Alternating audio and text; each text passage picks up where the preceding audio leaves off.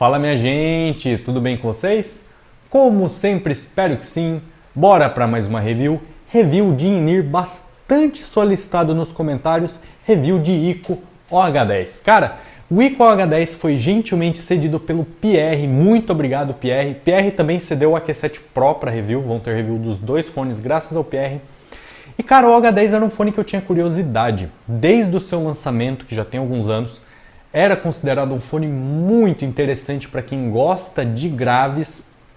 E ele teve um certo despencamento de preço ao longo dos anos.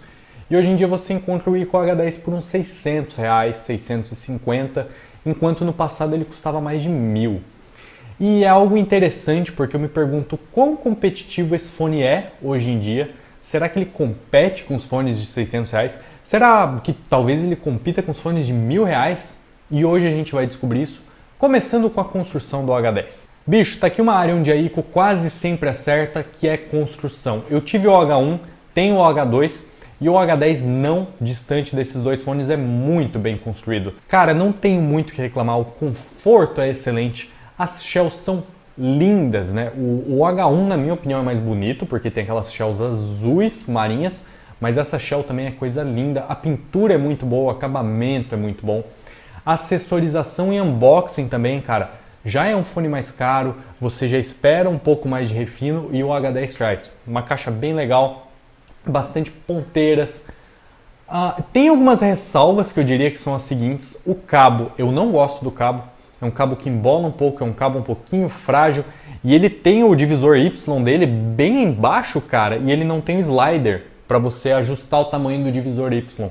Então ele fica bem soltão. Eu, particularmente, se pegasse esse fone ia dar um upgrade de cabo, nada caro, cara, pegaria um cabo da Nice HCK ali de R$50 e resolveria isso. Mas o importante é que são as shells, são muito bem construídas. Eu lembro que o OH1 no lançamento, segundo a ICO, era para remeter um meteoro. Ele tem essas formas um pouco diferentes e o OH10 segue a mesma fórmula. Os dois têm o mesmo conforto, o mesmo encaixe e são excelentes. Outro ponto que eu não gosto no OH10, nem no OH1, nem no OH2, é a case. Cara, essa case aqui não tem nada a ver com nada. Ela não fecha direito, ela é franzina, ela é mal acabada. Então, particularmente, cara, uma case dessa eu só guardo para no futuro vender o fone e estar completo. Porque se fosse para ficar com fone de verdade para sempre, eu jogava essa case fora, porque ela não serve, na minha opinião, para nada. Mas e o som do OH10? Cara, ainda em construção, o OH10 conta com um driver dinâmico e uma armadura balanceada, né? Uma configuração simples no papel, mas o som do OH10 me surpreendeu bastante. Lembrando que o OH10 custava seus R$1.000 e poucos, hoje em dia custa 600, 700, vou deixar o link dele aí para quem quiser olhar.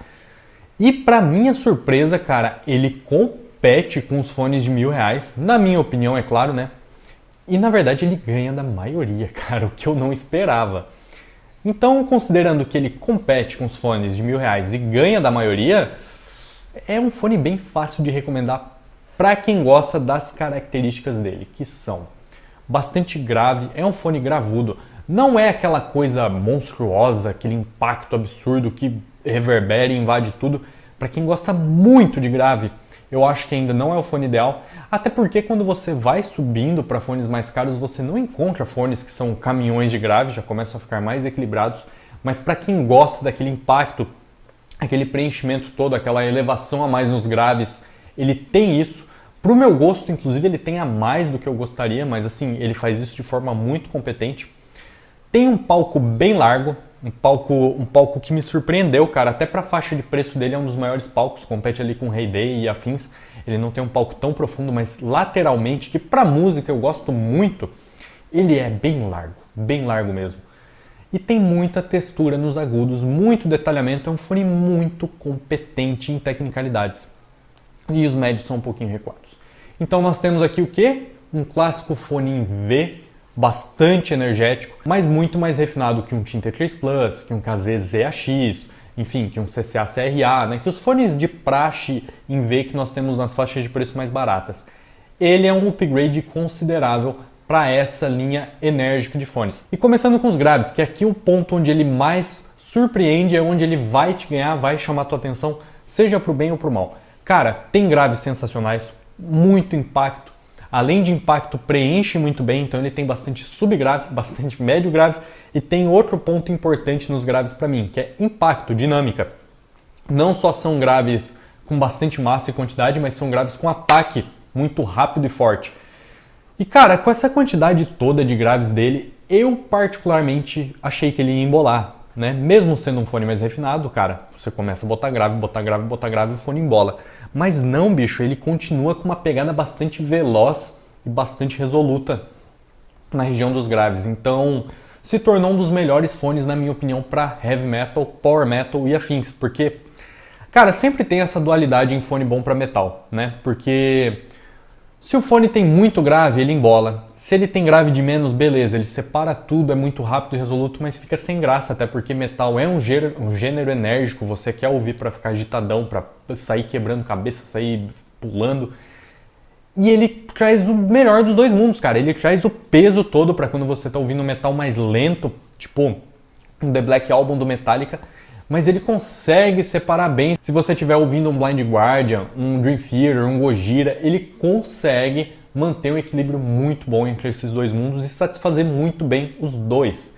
Então os graves para mim são a cereja do bolo. E já falando aqui uma frase pesada, mas lembrando que é a minha opinião, não é a verdade absoluta, o ICO H10 tem os melhores graves para quem procura quantidade, na minha opinião, até os R$1.000.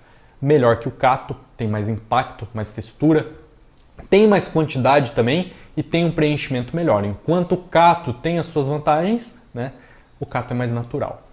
É melhor que o Heyday também para quem procura quantidade. O Heyday ganha em detalhamento, texturização e velocidade, mas não é por uma margem muito grande, o que é surpreendente considerando a quantidade de grave que o H10 tem. Mas para quem procura quantidade, novamente o H10 ganha.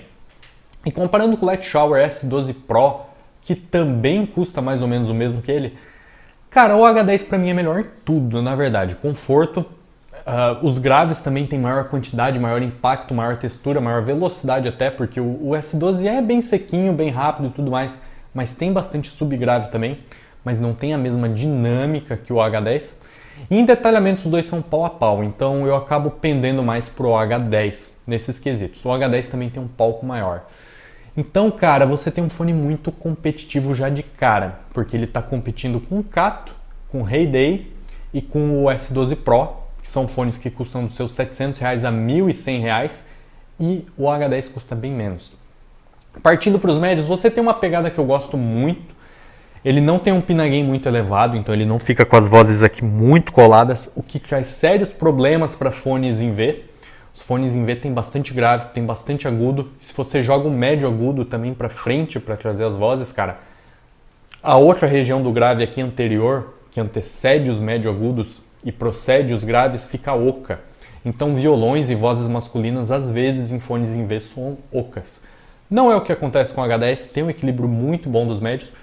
Os médios são recuados, não tem o que fazer, bastante grave, bastante agudo, os médios recuam, as vozes dão um passo para trás, mas não tem artificialidade, não soam ocos, não soam sem texturas, porque são bem colocados.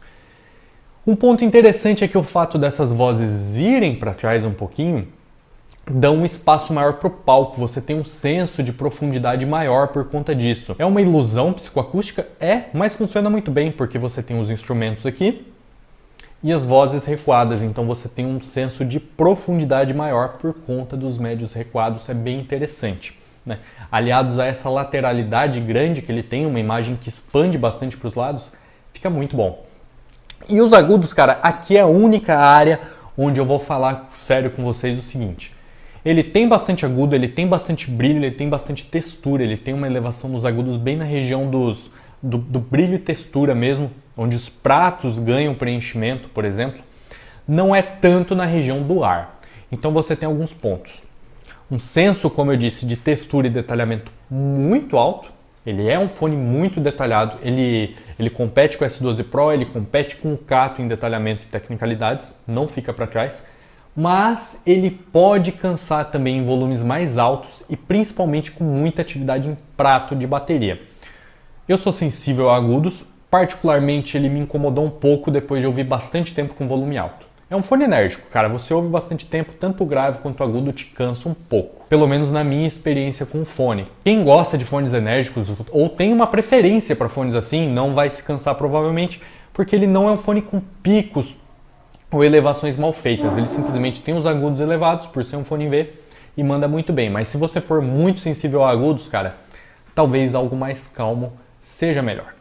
E como eu disse em tecnicalidades, cara, ele compete com o Heyday, ele compete com o Kato. Na minha opinião, ele perde para o Heyday. Eu ainda considero o Heyday o melhor fone até os R$ 1.200, né? Mas o H10 custa metade.